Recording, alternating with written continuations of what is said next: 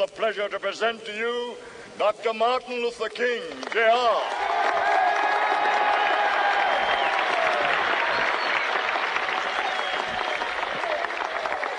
I am happy to join with you today in what will go down in history as the greatest demonstration for freedom in the history of our nation.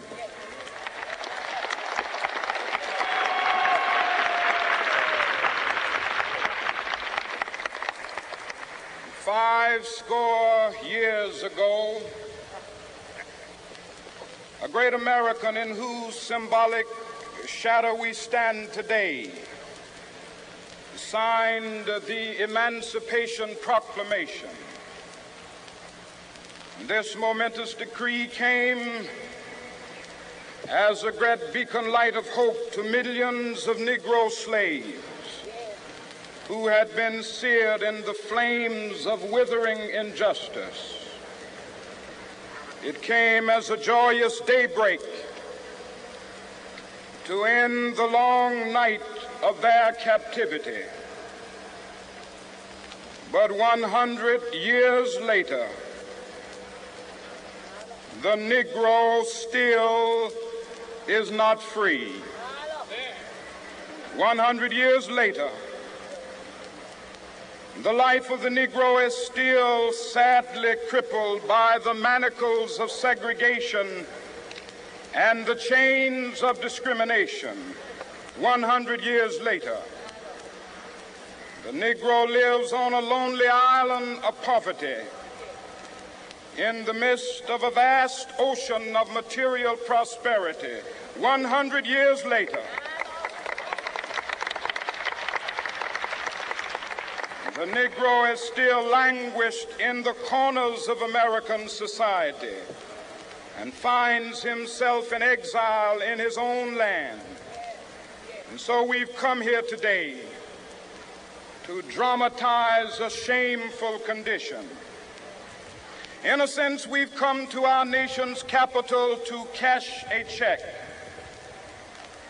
When the architects of our republic wrote the magnificent words of the Constitution and the Declaration of Independence, they were signing a promissory note to which every American was to fall heir. This note was a promise that all men, yes, black men as well as white men, would be guaranteed the unalienable rights of life, liberty, and the pursuit of happiness. It is obvious today that America has defaulted on this promissory note insofar as her citizens of color are concerned. Instead of honoring this sacred obligation, America has given the Negro people a bad check, a check which has come back marked insufficient funds.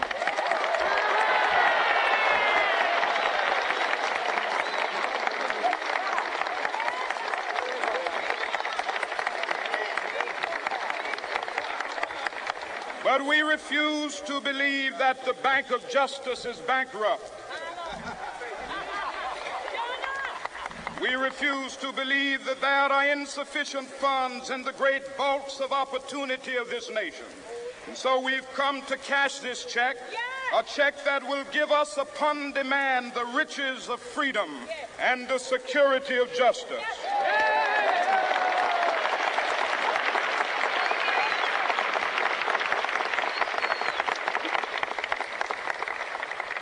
We have also come to this hallowed spot to remind America of the fierce urgency of now. This is no time to engage in the luxury of cooling off or to take the tranquilizing drug of gradualism.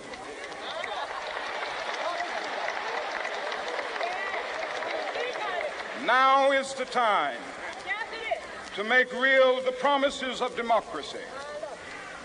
Now is the time to rise from the dark and desolate valley of segregation to the sunlit path of racial justice. Now is the time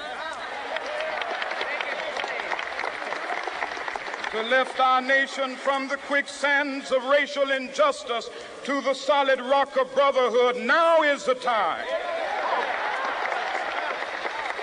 to make justice a reality for all of God's children.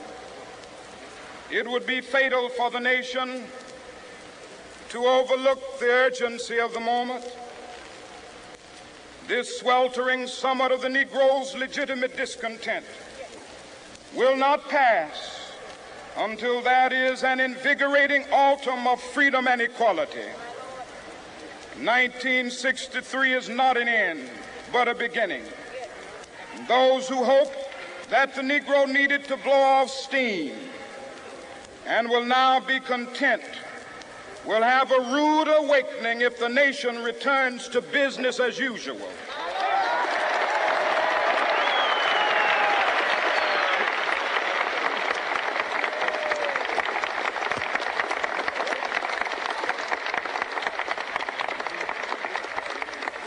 There will be neither rest nor tranquility in America until the Negro is granted his citizenship rights.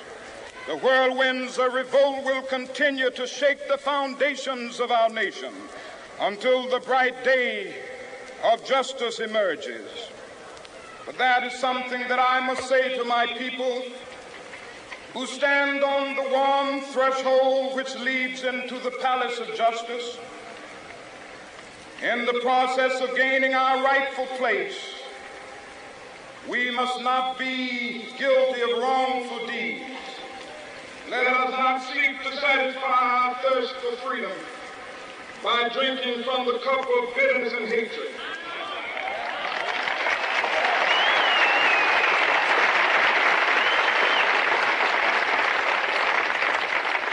We must forever conduct our struggle on the high plane of dignity and discipline. We must not allow our creative protest to degenerate into physical violence. Again and again, we must rise to the majestic heights of meeting physical force with soul force. The marvelous new militancy which has engulfed the Negro community must not lead us to a distrust of all white people. For many of our white brothers, as evidenced by their presence here today, have come to realize that their destiny is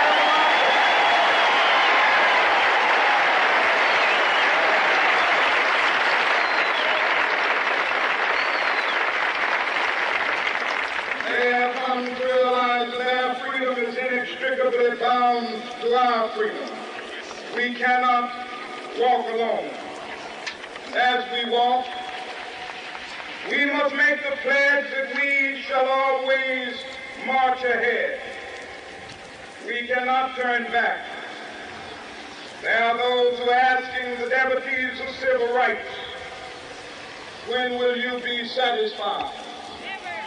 We can never be satisfied as long as the Negro is a victim of the unspeakable horrors of police brutality.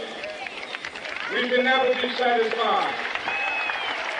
As long as our body is heavy with the fatigue of travel, cannot gain lodging in the motels of the highways and the hotels of the city.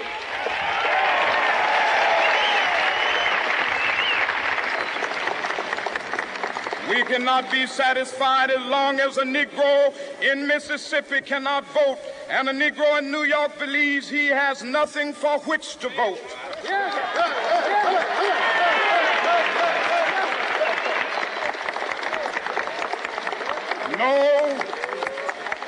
No, we are not satisfied, and we will not be satisfied until justice rolls down like waters and righteousness like a mighty stream.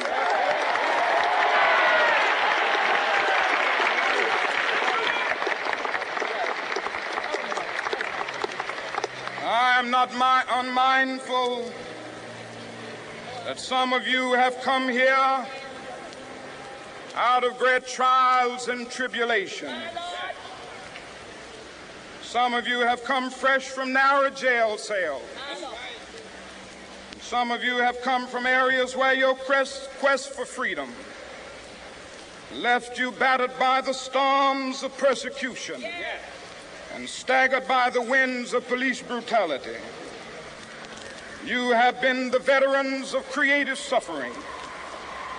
Continue to work with the faith that unearned suffering is redemptive. Go back to Mississippi. Go back to Alabama. Go back to South Carolina. Go back to Georgia. Go back to Louisiana. Go back to the slums and ghettos of our northern cities, knowing that somehow this situation can and will be changed. Let us not wallow in the valley of despair. I say to you today, my friends,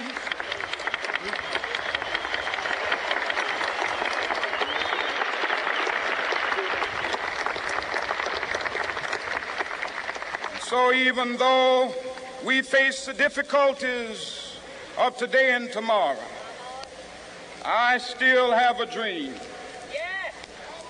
It is a dream deeply rooted in the American dream. I have a dream that one day this nation will rise up and live out the true meaning of its creed.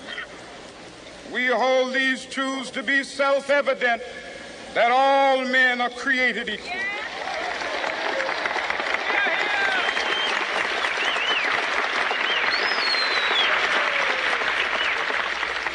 I have a dream that one day on the red hills of Georgia, the sons of former slaves and the sons of former slave owners will be able to sit down together at the table of brotherhood.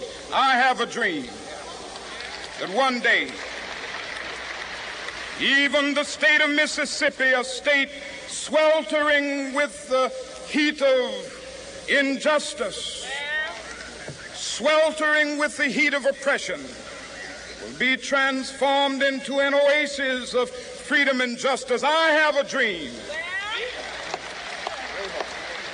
that my 4 little children will one day live in a nation where they will not be judged by the color of their skin, but by the content of their character. I have a dream today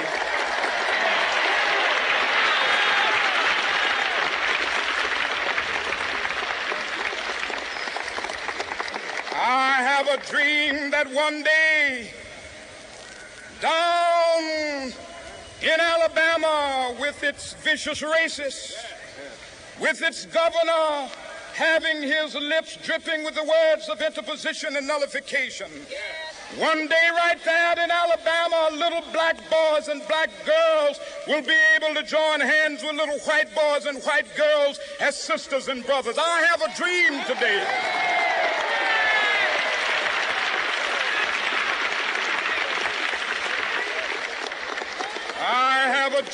that one day every valley shall be exalted, and every hill and mountain shall be made low. The rough places will be made plain, and the crooked places will be made straight, and the glory of the Lord shall be revealed, and all flesh shall see it together. This is our hope. This is a faith that I go back to the South with. With this faith, we will be able to hew out of the mountain of despair a stone of hope. With this faith, we will be able to transform the jangling discords of our nation into a beautiful symphony of brotherhood.